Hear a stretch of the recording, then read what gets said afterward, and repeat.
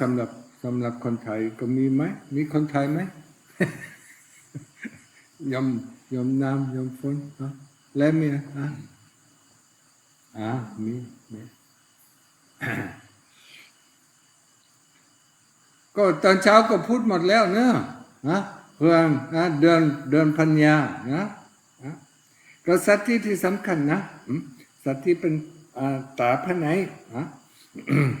พิจารณาก็เมื่อไม่มีสติก็พิจารณาก็ไม่มีประโยชน์นะ สติก็มันเป็นตาภายในนะมองอะไรก็ภายในขันธ์ห้านะดูรูปนะเมื่อดูรูปชัดเจนนะมันจะพิจารณาง่ายขึ้นนะเข้าใจไหมยมน้ำ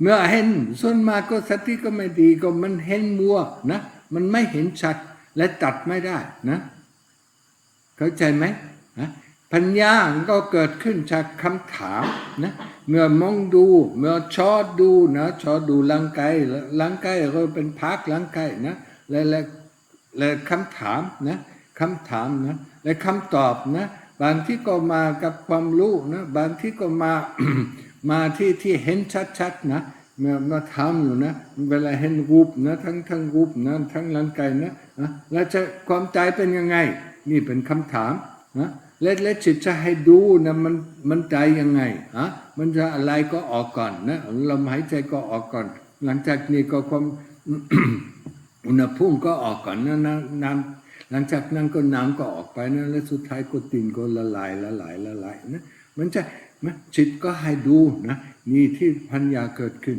เข้าใจไหมแต่เมื่อตามัวนะมันไม่ได้ใส่แว่นนะเมื่อตามัวก็อ่านอะไรก็ไม่ออกใช่ไหม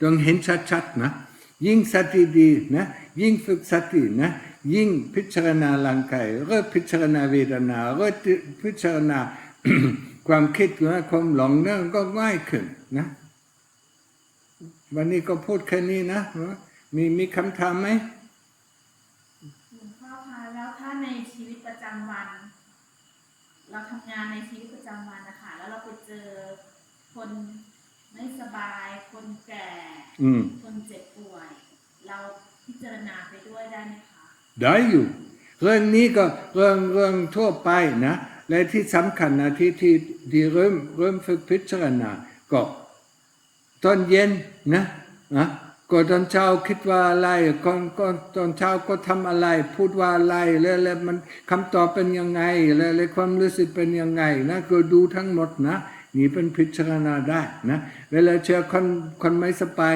และความรู้สึกขึ้นอะไรบ้างเนี่ยหรือความคิดขึ้นอะไรบ้างนะแต่ไม่นะเมื่อทำแบบนี้ไม่บอกว่าดีหรือไม่ดีเข้าใจไหมนี่มันจะทำให้มั่วมันไม่เห็นชัดนะความคิดที่ขึ้นมาก็มันทำให้เรามั่วนะมันไม่เห็นชัดใช่ทำได้นะหรือพิจารณาเรื่องความเกิดความตายนะหรือความแก่หลงหรือป่วยหลงนะมันพิจารณาแบบนี้ก็ได้อยู่นะไม่ต้องมีสติมากนะแต่ยิ่งมีสตินะมันยิ่งดียิ่งเห็นชัดนะโอเคมีคำถามอีกไหมนี่ไม่มีโอเคพยายามหน่อยก็มีเหลือแต่2 เดือนแต่สมมากคนหลังพรรษาก็ไม่มีงานทำก็เหมือนกันหมดนะทุกวัน1 ปีนะใช่ไหมฟอนนะ1 ปีก็เหมือนกันหมดเร็วมากเลยยังไม่ได้อะไรเลยจ้ะพิจารณายังไม่ได้อะไรอยู่เดินปัญญายังไม่ได้อะไรเหรอได้อยู่แต่มันได้นิดเดียวเองก็ไม่เป็นไรนะแต่ว่ามันชัดขึ้นเรื่อยๆอยู่เห็นผลอยู่แล้วก็เนี่ยก็สมัยก่อนหลวงพ่อพิจารณาร่างกายก็7 ปีนะแล้วมันยังไม่เห็นอะไรแต่นะหลังจาก7 ปีโอ้ได้อยู่แต่ถ้าเราทำไปเรื่อยๆแล้วก็ตั้งใจทำไปเรื่อยๆเราจะเห็นชัดเห็นด้วยตัวเราเองว่าอ๋อเราเห็นผลจริงแล้วค่ะโอเคแค่นี้นะ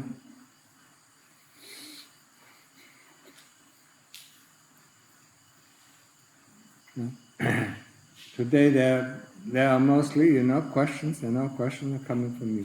What I just said, I mean development of wisdom. What I said to the Thais, the importance of Sati, don't underestimate the importance of Sati. Developing of the Sati, or awareness. Awareness is aware of everything of what is going on in our heart. We develop this awareness through our practice of samadhi, through our knowing the breath or knowing the Buddha. And the more we know about the Buddha, the more we know about the breath, the better our sati becomes. And then we use the sati, the sati are our inner eyes. Then we use the sati to develop wisdom. We develop wisdom by by really pinpointing our sati on one thing that we want to understand, that we want to know, be it the whole body or be it part of the body. And then we ask questions. And the answers or the panya or the wisdom that comes, is coming from the citta that either shows us, when we ask, what is, how did I die? So we look at the body and then it shows us, what is happening in death. This is one way. Or the other way, it is coming in form of knowingness. We know or we suddenly understand. It's not coming in form of thought, because form of thought, when it comes in form of thought, when we think about this, this is not panya. This is just knowledge, all worldly knowledge, it doesn't help us. When we want to develop, wisdom, we really have to pinpoint our sati onto one thing and then ask the right questions. Sometimes another question is not correctly right, so I mean the answer, the answer that comes, through seeing or through knowing is not completely correct, but it's also not completely false.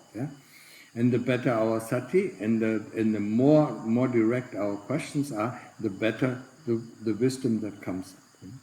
The wisdom is all in our citta. The citta, I mean, has lived through billions of lives, I mean, it knows everything, it knows every death, it has seen, it has chopped up the bodies, I mean, it knows everything.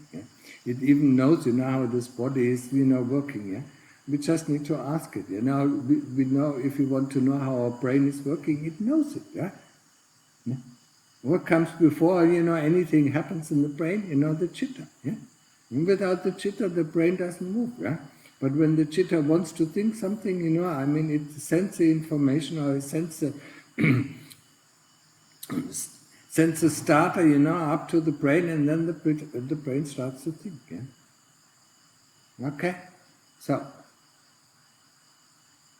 that's just what just very short. Now, I mean, if you have any questions, I mean, this is fine. You can ask them now. If we don't have any questions, then we read it out. Have any questions here? Why do you have the Patimok when you have the Dhamma? If you follow the Dhamma, shouldn't the Patimok arise in you? I mean, the question is very valid, But when you look at your life, how often do you forget things? If you just think about the 5 precepts, how often do you forget one of the precepts? Or, I mean, over the time the precepts become more, more clearer, Oh, that wasn't right speech, or that wasn't this, that wasn't correct in doing, So, we tend to forget, and that, because we tend to forget, we have to repeat, I mean, just like the the Mechis, repeat the 8 precepts, because we do tend to forget these things, I mean, Dhamma is okay, but we don't have Dhamma 24 hours a day, because there is also the kilesas, And the kilesas come up, and in the moment the kilesas come up, the Dhamma doesn't have any power. It knows afterwards, oh, that was not good, So training our memory, in the Patimok, or in our 227 rules, or for the Mechi, the 8 rules, or for the Samani in the 10 rules, is a person, It's a way, not to forget. I often forget. Nowadays, I now even more forget anything. Yeah, and then wasn't there something, Okay. Any other question, Muchis? Huh? Darlene? Huh? Who else is there? Alice? No. No. Okay, then read the questions. So this is a continuation of another question, I think. So this person is asking about Mahasi Sayadaw technique, which he has used for about 3 years, and he was just wondering why with this particular method of meditation, in comparison to Anapanasati and other methods, he oftentimes gets vivid images or scary visions or strong bodily sensations, and he wonders if this is somehow important and if he should stick with that method instead of the other ones. With what does he get? With I don't know what the technique of Sayadaw is. The belly. Or the belly. Yeah.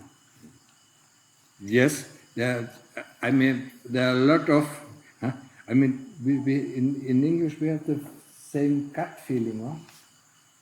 So if you go to the belly, and if you watch, the abdomen rising and falling, there are a lot of other things, disturbing things that come up. So, do anapanasati, don't worry, and you cannot become still. Yeah, with this Mahasi, you get quiet. Yeah, you get quiet enough, but you cannot become one-pointed because you move. You observe a point that constantly moves. So you cannot. Yeah, this movement. Is prohibiting you to get into one-pointedness. Yeah? One-pointedness is the point of observation cannot move. Yeah, that's why we have around the tip of the nose. The point. Or the point. When we do Buddha, that is the point. Yeah. And this point, when we stick to this, we can go into one-pointedness. Yeah? And one-pointedness is, I said, it's important. It's a preview of Nibbana for forever who wants to see, what Nibbana is about. Because everything, this whole universe, or Samde Lokatat, they just disappear. Yeah? And when we come out, it comes back. Yeah?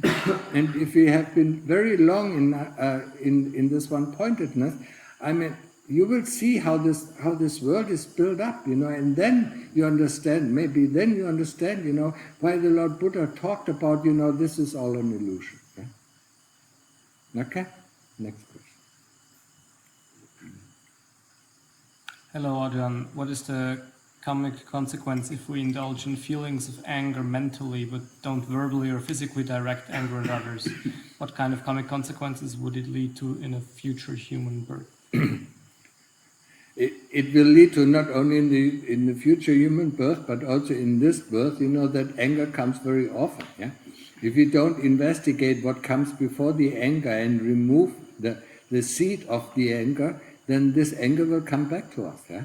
Even though we don't express it, then the verbal karma of this anger or the physical karma of this anger doesn't come back to us. But the anger itself comes back to us. Yeah?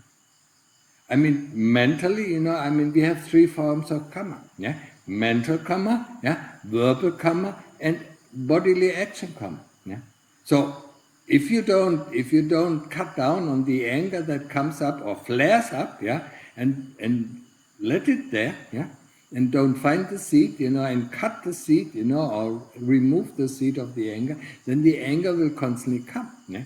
But the verbal, there will be no verbal effect, there will be no verbal or physical karma that comes back to us. But the mental karma always comes back to us. It's the same with thoughts, yeah? If you think a certain kind of thought, very often, we can even see it in this life, when we think something very often, this comes back to us, yeah? And unless we cut it off and said, this is garbage, garbage, garbage, garbage, and then it doesn't come back.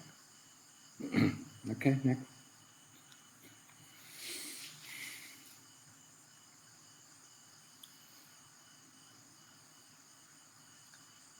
I take every month 45 days off for practice, and I'm wondering if it is best for me to stay at home and to have more hours of meditation, or to go to a monastery where I need to drive for about 4 hours, and I work quite a lot there for 5 hours, but I have better concentration and mindfulness during my practice when he goes to the monastery.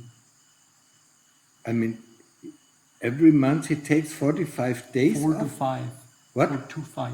Oh, 4 to 5 That days. would be quite impressive. That would be amazing this month, you know. I want to have this kind of month. Where you have a month and can take 45 days off. 4 to 5 days off. I mean, this is difficult to answer, yeah? I mean, sometimes, you know, you should go to the monastery, but find another monastery where you don't have to work. Yeah? I mean, don't go to a monastery where they make you work, you know, for 5 to 8 hours a day, you know, and then you just sit and fall asleep, yeah?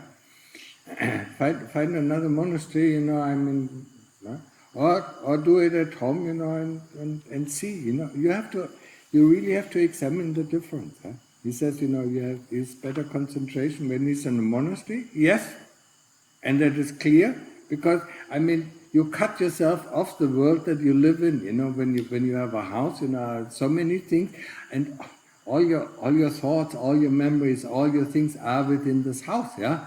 So I mean, you start to meditate, and of course these come in. Yeah. When you drive away, I mean, you can also try it. You know, and find a nice place. You know, I don't know, probably somewhere in America or Canada. I mean, find a nice place, open space. Yeah.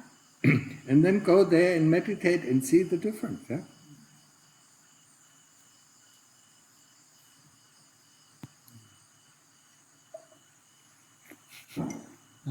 So this person is talking about a specific experience, or while they were meditating, they decided to speed up the chanting of the Buddha, but after that they felt their eyes burning and twitching, and they felt spicy.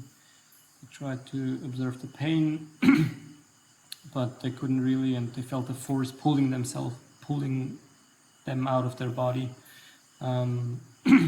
And then they tried to do a body scan, but they couldn't really because they were in a shocked state. After that, they had quiet sitting the next day, and it was all back to normal. But they would like to ask what they could have done to focus better, or in such a situation not to get shocked so easily.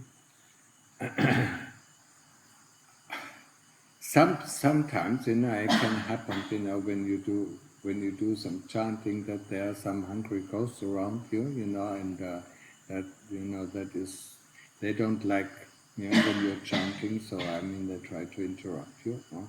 Or sometimes, you know, it could be the feeling is, you know, that they try to pull you out of the body. You did something wrong with the chanting. I mean, don't speed up the chanting, you know, just, you know, I mean, be really careful, you know.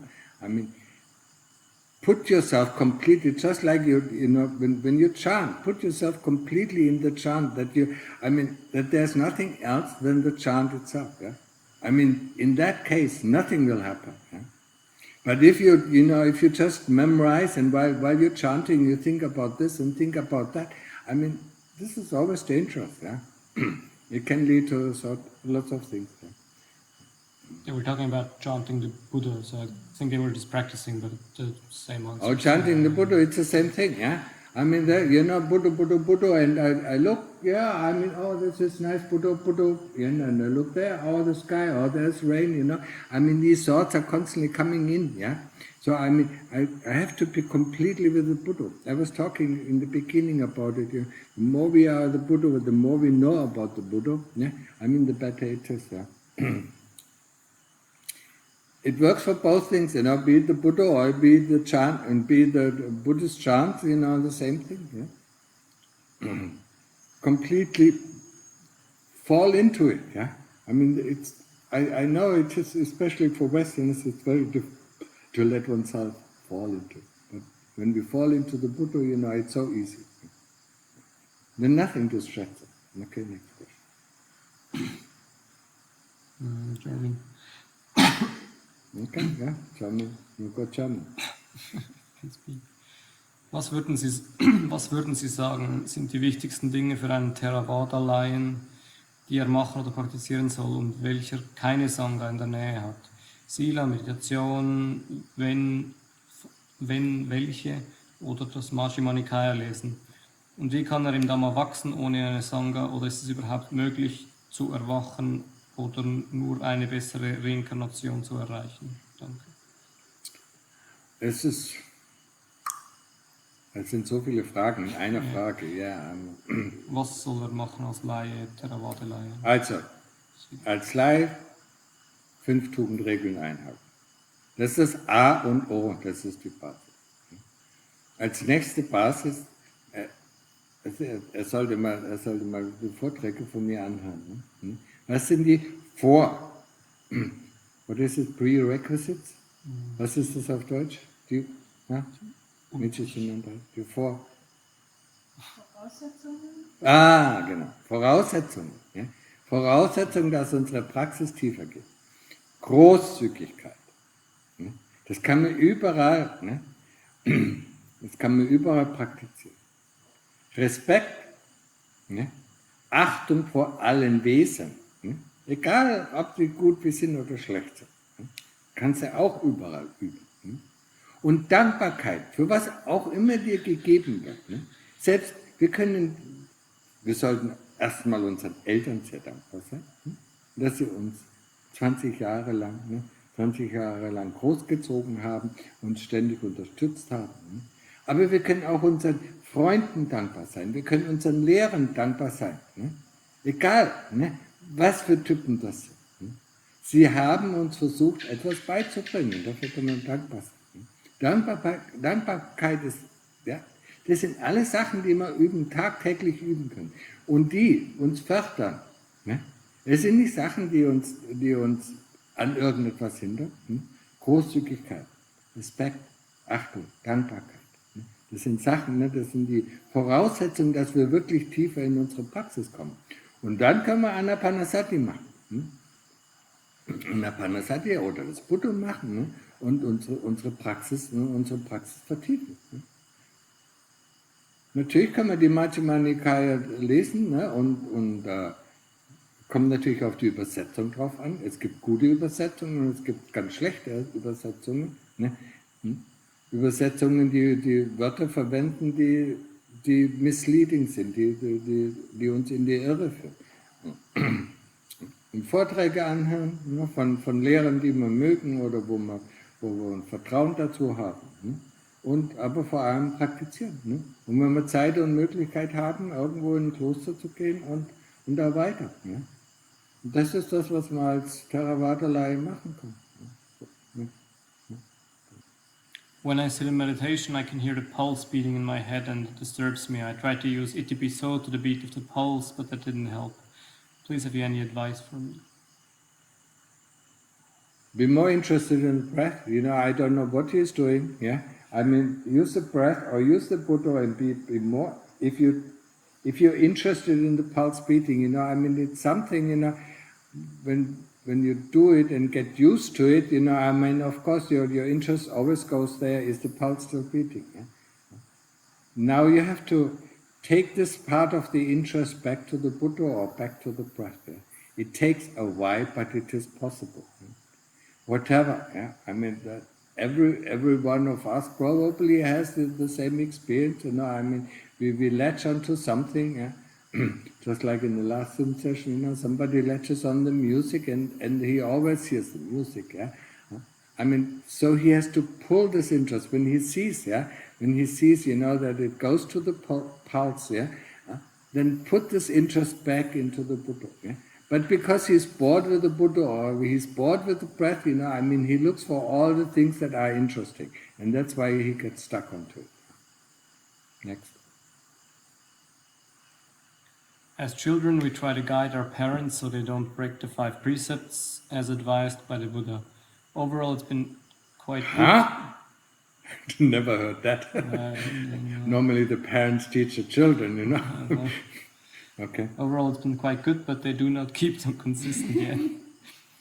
My question is, I want to try to guide them to the next level, and they want to teach them the 4 Noble Truths.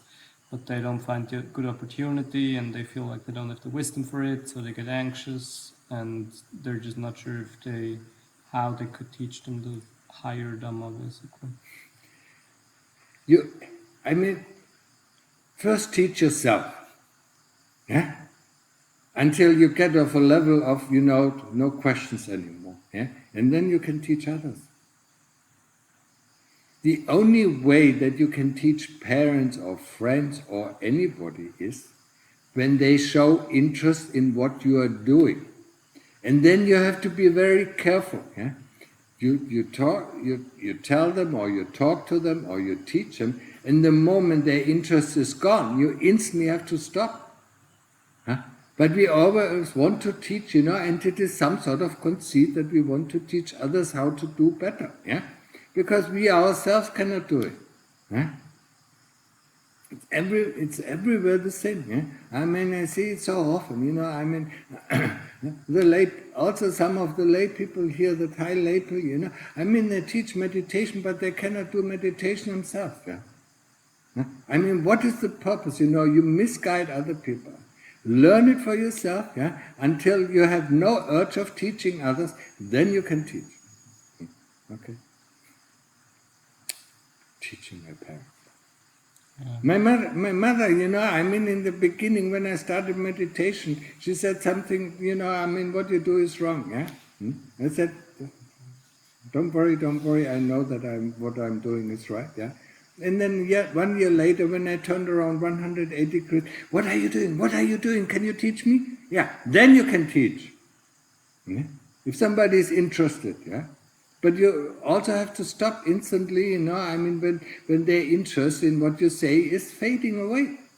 And that is so difficult for us, because we don't know it. We are in the self mode or self-teaching mode. Yeah? Citta. Any questions? Huh? Yeah, that's my question. No. So, how effective is it, or how durable is the solution of replacing an unwholesome emotion with a wholesome emotion? For example, let's say there's anger. Yeah. If I replace that with, let's say, metta, Yeah. how effective is that, and how durable is that? Or should I just go back to the Buddha or the breath? In most cases, just go back to the Buddha, but also, ask what came before the anger arose. What kind of thoughts? What kind of memories? You want to take out the seed that caused the anger. Yeah? But you can, of course, if the anger is already so strong, you can try, to do some metta, but it is very difficult. Yeah? Yeah? Yeah? So, then better go to the Buddha until if you do, the anger feeds on something. It feeds on memories and feeds on thoughts. Yeah? So replace all these memories and thoughts with Buddha until the anger subsides. And then ask the question, what came before. Yeah? If you don't see it, then stop the Buddha, yeah? And then see. And it instantly comes back, the anger, because the thought, and then you might even see clearer what kind of thought and what kind of memory led to this anger. Any other question? No, we are all doing fine, So don't waste your time, yeah? It's already 1 month of the Pancha, yeah? Even though, within the Pancha or outside of the Pancha, it's always the same. Every day is, we wake up and do our Buddha until we go to sleep. And okay, use the time wisely, yeah?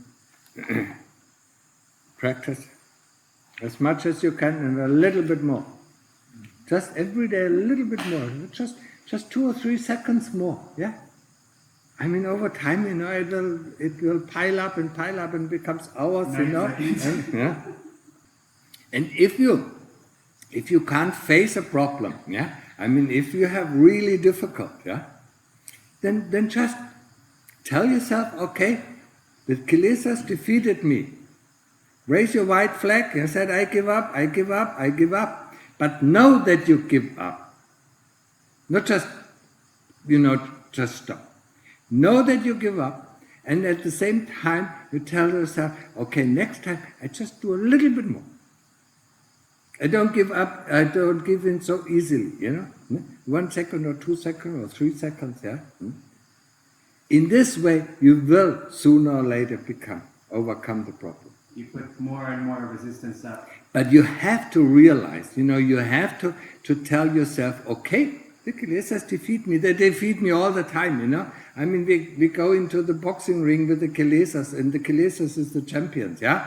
I mean, and we are, yeah? So, I mean, they knock us out, Okay, then we wake up, and then we go in the ring again, yeah? Luang Mahabor used this example, and I found it so really, yeah? Because that's the way we do it, yeah? Tactical retreat. Yeah. And then you're back. Yeah, and then you go in again, and next time you can stay a little bit longer, and the longer we can stay, we see how he hits us, yeah, and then we can duck, and once we can duck, we can actually give him a blow as well, so he gets knocked out, the kilesas get knocked out for a while, and this is amazing, yeah, when they get knocked out, because then, yeah, nobody's controlling you, yeah? Okay.